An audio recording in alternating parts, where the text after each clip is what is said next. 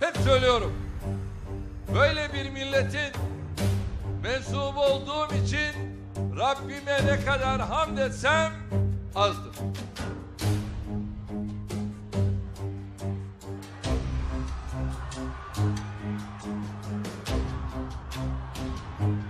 Ben sizlerle gurur duyuyorum.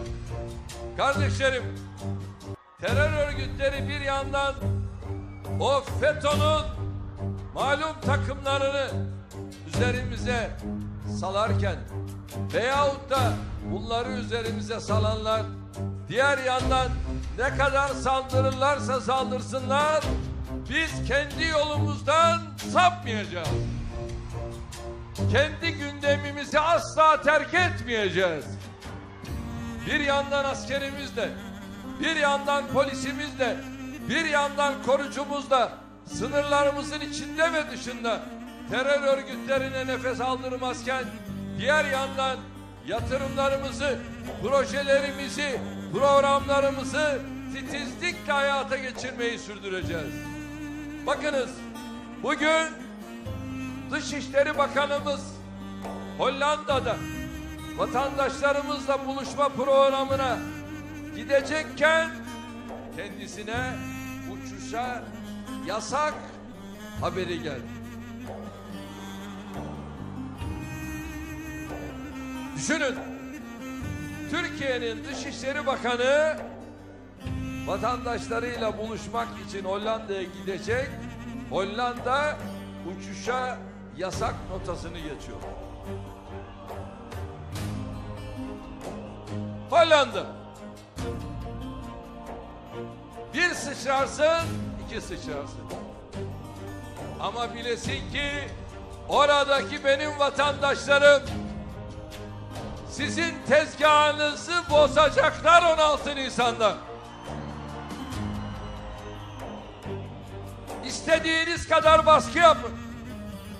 İstediğiniz kadar teröristleri ülkenizde besleyin, büyütün. Bunların hepsi size ters olarak dönecek.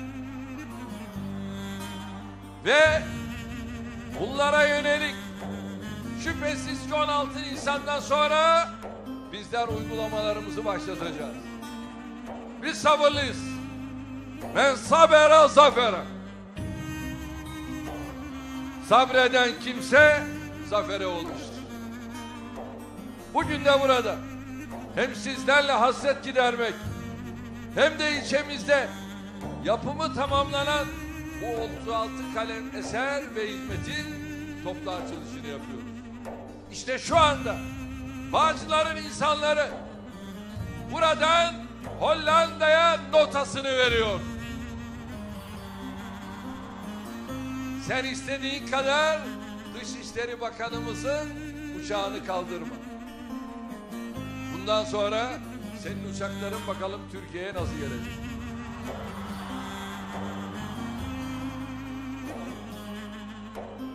Tabii burada ben diplomasiyi konuşuyorum. Yoksa vatandaşların seyahatini değil. O ayrı bir konu.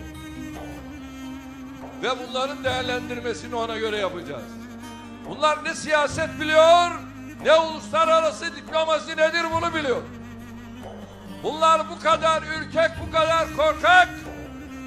Bunlar Nazi kalıntısı. Bunlar faşist. Bunu böyle biliniz. Kardeşlerim, bugün bizi Hollanda seyrediyor. Bağcıları seyrediyor. Bakın biz burada bir şehir toplantısı yapmıyoruz. İlçe toplantısı yapıyoruz. Ve Bağcılar ilçesinden Almanya bizi izliyor şu anda.